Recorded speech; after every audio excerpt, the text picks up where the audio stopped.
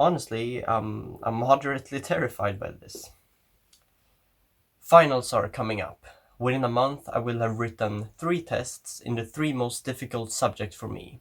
The first test is only 2 weeks away, and I need to study quite a bit. If you want some tips and tricks on how to study for your exams, especially if you have a limited amount of time, this video is for you, because I'm in the same situation right now. If I decide to upload this video, it's because I have successfully tried the following advice in order to complete my finals. So let's jump into the future, to the day when I will graduate.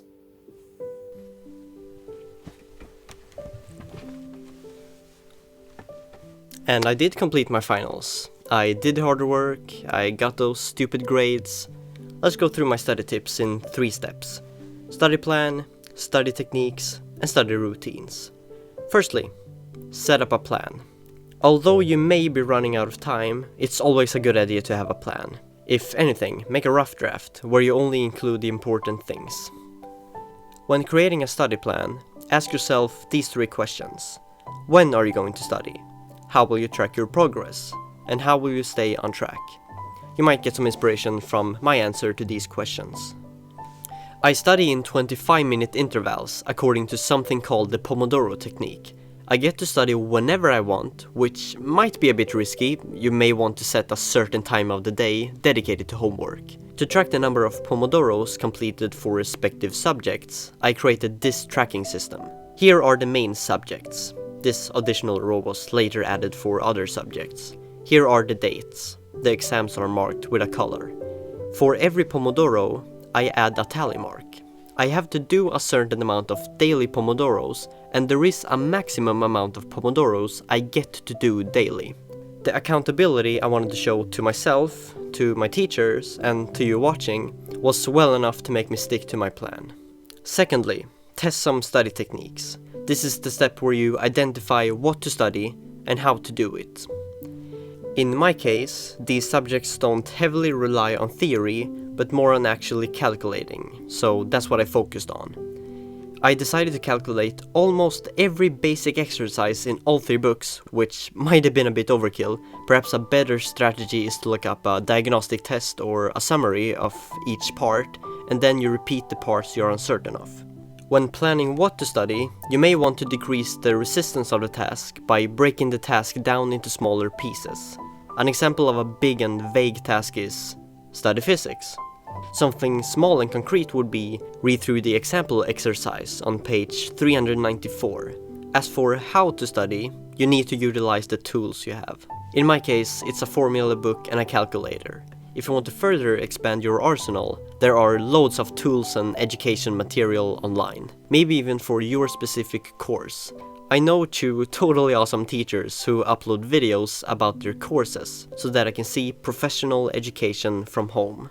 On top of that, I use 2 smartphone apps. An Android-exclusive flashcard app called Spaced Repetition to learn the theory of the courses, as well as the Focus app Tide as a timer, which also provides me with white noise soundtracks.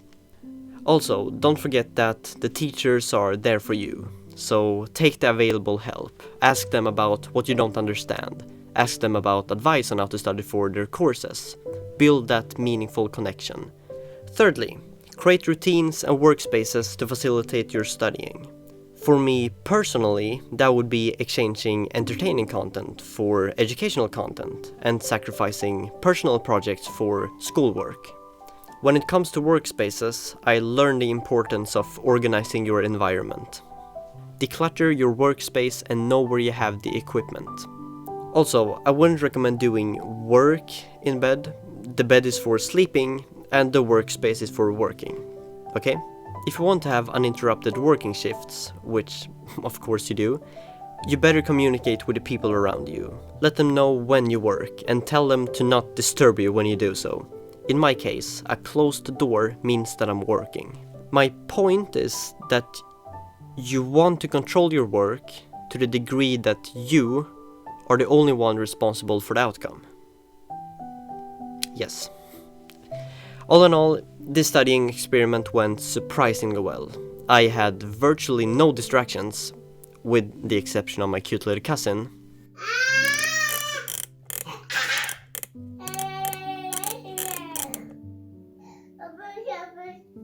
And the only 3 days I broke the rules of my plan were the days when I had the tests. My brain was in syntax error mode anyways, so I didn't feel guilty of taking a break.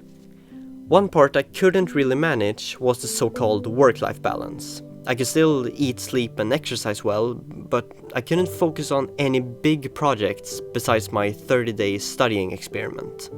Although the studying took about 20% of my awakened time, it felt like it sucked up most of my time. Maybe that's because I gave myself the freedom to choose when to work, resulting in me always having the task in the back of my mind. Would I recommend this strategy? Not really, since it requires a lot of extra responsibility and planning. I think it's better to schedule a few blocks here and there, perhaps in the morning and in the evening, solely dedicated to studying. Finally, I want to include a bonus tip. Don't rely on motivation to stick with your plan. I never felt motivated to sit down and study how to calculate the number of molecules of an element in a chemical compound for 3 25-minute intervals.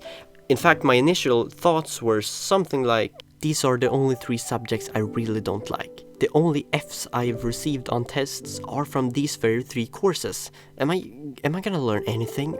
Why am I even reading these courses? Why do I need to know how to calculate the acceleration for an electron in a homogeneous electric field? You know, something I will forget 7 hours after the test. Why haven't I dropped out of school already? But then, I stopped myself. This is something I have to do, so I tried to overlook the reason for the task. However, in order to maintain my discipline, I always use a countervision. In this case, the countervision was to not work and not learn, so that I couldn't complete the finals, and instead of this video, I would make a video on how to drop out of school. Not a good idea. Instead, take the responsibility associated with such a task and walk out of the classroom a tiny bit wiser. Thanks for watching. This has been Domino Development, and peace out.